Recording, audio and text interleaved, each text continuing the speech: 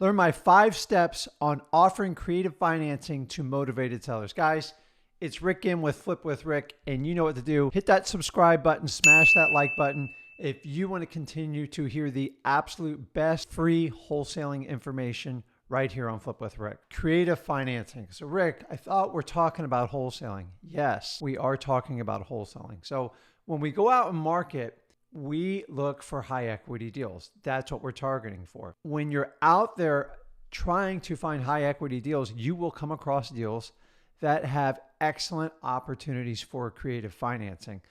To be frank with you, you don't even have to go out and hunt for creative financing. You can find it in your normal high equity deal. So don't change the type of marketing you're doing. I'm just giving you another tool in your tool belt to be able to take down any real estate deal, especially with creative financing. So let's get started. Here are the 5 simple steps I use in my business for actually the last 18 years, and you can just duplicate it. So to be clear, you want to keep this simple. People overcomplicate creative financing. So let's get into it. Always offer your wholesale cash price first. Never, ever jump into creative financing first, because it will put you in a terrible position. So let me explain. You walk through, if you're offering 60, 70 cents on the dollar, like whatever your cash price is, and it's going to make money, then I tell you to always take that deal down. You have the ability to add creative financing to a wholesale deal, but if you offer creative financing first, you will never, ever be able to turn that into a wholesale deal. So step number 1, always offer your cash offer first. Then that will allow you to offer a creative financing solution if the cash offer is not a good fit. What you're doing is you're walking them down a funnel, and you want to start with the easiest path to getting a deal, which is a cash offer. Now, a lot of people say, that's not going to work for me. That's fine. You've opened that door. You're going to explore it a little bit more, but this will walk them down the funnel. Always start with your cash offer first. You cannot do it the other way around. So number 1, cash offer. So step number 2, when you offer a creative financing offer, it should be the only logical offer to your motivated seller. This is what I mean by that, is if they're truly a motivated seller and they owe too much on the property, or they have to pull money out at the closing, or maybe they're behind on payments, then your creative financing solution, it should be a natural fit. It doesn't mean they're going to do it, but it should be a natural fit. So if they only have like 5 or 10% equity and there's 12% in closing costs with closing fees and a realtor, and there's room to make a creative financing deal, it should naturally fit. Yes, you can creative financing deal, but it's usually there. It's just a matter if your motivated seller is going to take your offer, and 9 times out of 10, it's a confidence that you can actually do what you say you're going to do. So we've offered them a cash offer. They say there's not a lot of equity in their house, that they're going to have to pay at closing if they use a traditional realtor. So now you've offered a creative financing offer that makes sense. Now, the offer should be in your head first when you're talking about it. Don't worry, you have time. You can actually go back and do a follow-up appointment or call them on the phone and go, listen, I got this great idea. That's where you go in the creative offer financing. So many investors try to come up with 10 different ways to do it. In my opinion, if they're truly a motivated seller, the creative financing offer really makes sense. And it's the only way to truly help them out of that situation without them reaching into their pocket and paying at closing to do a deal. Step number 3, you need to clearly identify your motivated seller's needs. All sellers have wants, but in the end, you need to focus on the needs. Sellers always say, I want this, I want that. If they're truly motivated, if you find out what their need in that property is, you will get a great deal, especially with creative financing. Don't focus on the wants, focus on the needs. If they're truly motivated, this is how it works. Do not try to force a non-motivated seller into a creative financing. It is a recipe for disaster. You want to focus on their needs, listen to their wants, but what do they need to get out of this deal? What do they need to get out of selling their property? You want to hear is I just want to get out of it alive. I just want to break even. I just want to walk away without paying at the closing table. That's where a great creative financing deal is developed. So creative financing, you must know their needs. Step number 4. So we already know their needs. It works with it. We're in a creative financing offer. Now you have to identify your motivated seller's intentions on where they're going. What direction are they going? What do I mean? Where are they moving to? Are they moving out of state? Are they staying in state? Are they moving out of the country? Are they just tired of banks and never wanting a mortgage again? Are they going to be renting? Do they want to get a mortgage in the next 2 or 3 years? You need this piece of information so you can make a truly creative financing offer. Some of my favorites, you guys know probates. If it's a probate, it's a no-brainer. The person on the mortgage is no longer around, so it's actually a really easy offer because there's no risk to their credit. You usually can just ride the mortgage out and they don't care about cashing you out. If the person is going to buy another house and they're going to wait 2 or 3 years, you're probably going to have to make your subject to offer on a creative financing deal based on when they want to get a new mortgage, because it's hard for them to carry that mortgage and get another mortgage. You can do it, but it complicates the deal. Say, for instance, your motivated seller is leaving the country and like they're going to South America for good. That's an easy one. You can ride that mortgage out. Say there's 20 years left on it. You can just take over the mortgage and pay it. What I mean by this is you really need to know where your motivated sellers are going when you do creative financing offers. It will help you structure your offer deal.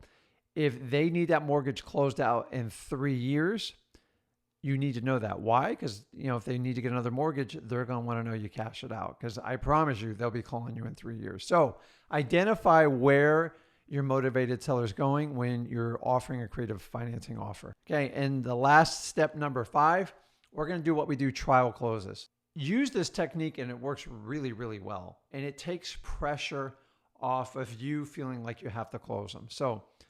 And you can also turn the question around on them. So you're going to use what we call what if statements. So Mr. Seller, what if I could go ahead and take over your mortgage, go ahead and pay all the bills, I'll pay the 2 back payments, I'll go ahead and fix that busting pipe, I'll take care of everything, we can get this done in the next 2 weeks, and what if I could just get you $3,000 at the closing table? That way I'm giving you money as opposed to you bringing money to the closing table. Is that something that would work for you, or do you just want to pay money at the closing table with a realtor? And shut up. Now, the key is here, when you do, is that something that would work for you? Pause. And then I like to just make that like awkward, or do you just want to go ahead and write a check at the closing table and do it the traditional way? And shut up. You should already know what the outcome is going to be, but by you kind of doing either offer, it takes pressure off the deal. You can also test it. If they overreact to you, you can now go in and do a final close and just put out your offer there. But the what if basically allows you to test the waters on a creative financing deal, and you can listen to the reaction. The worst case scenario, you say, well, I didn't think you'd go for that anyways. And then you could try to logically figure it out. You might have to go back and revisit them to see if it's going to work. Guys, remember, use these 5 steps. They're very simple. It works really well. If you do not go through this 5-step process, you are going to struggle with creative financing. You need to know that. So after step 5, you can do your final negotiations, because you know how long you can do the subject to for. If it's a subject to, if they own the property outright, you can find out how long you can do a creative financing deal. You know where they're going. If they're staying in state, they're staying local, they're getting another mortgage, they're leaving the country. The 5 steps allows you to ask all the qualifying questions to put a creative financing in a deal. After step 5, you just come down to the final terms, and that's between you and the seller and agreeing it. Guys, if you stick to this 5-step process, it works really well. I've never done a creative financing deal without walking through the 5 steps. So here's what I want you to do. Walk through the 5 steps, rehearse it. You can go back, you can replay this video. It's really straightforward. And make sure you give them a cash offer up front before you go into a creative financing offer situation. Remember, it's like a funnel. You need to walk them through.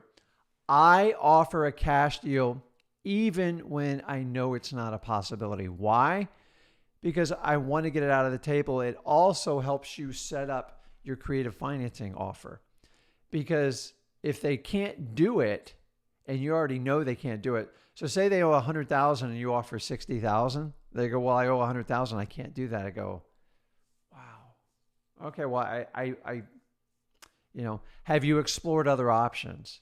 And then I'm going to go in and start talking about the creative financing, and I'm going to walk through steps 2, 3, 4, and 5 to walk down a funnel, get into a trial close, and then do the final negotiation. So it's really not that complicated. You just walk through it, and I promise you, you'll be able to structure a great creative financing deal. Don't go for the throat right off the bat and go, hey, if I just take over your mortgage, or I see you know the property outright, can I do this? Ask the questions, walk through it, refer back to this video. It's a simple 5-step process. It works on every type of creative financing offer, and it will allow you systematically to walk through to make the right offer. And guys, please remember, okay, we are wholesalers. We are real estate investors. We don't do deals with people unless they're highly motivated. The motivation's got to be right there. Sometimes, guys, by the way, the motivation is in the property. Sometimes it's in the seller. And in the perfect world, it doesn't happen all the time. The property's motivated means it needs a lot of work. It needs help. It's vacant. It's run down. And the seller's in financial duress. They're behind on payments and they need help. So if both of them come together, it works well. There has to be motivation in the property or the seller, or you are not going to get a good deal. Last but not least, guys, remember, in creative financing, you need cooperative sellers. If they're difficult, they're fighting you on it, odds are the creative financing solution is not going to work, because you need their full cooperation to make a successful deal work. So guys, do me a favor. Tell me if you're doing creative financing. Do you walk through the 5 steps? Do you guys do creative financing? Yes, you started out wholesaling, but I promise you, at some point you'll come across a creative financing deal. And my goal here, and Zach's goal, is to make sure you have the tools in your war chest to be able to take that deal down. As long as you build good rapport, don't worry. If it takes you a couple meetings with them, it's fine. Go through the 5 steps, ask them the questions, and then reach out to us. We'd be happy to help you put a deal together. It's really not that hard. You'll be super surprised how easy a creative financing deal is. It just comes down to how much money you're going to give them and what your exit strategy is on the creative financing deal. So guys, do me a favor, hit that subscribe button, hit that like button, share this link with someone that you think would benefit from it. And this is Rick Ginn with Flip with Rick, and I'll see you in the next video.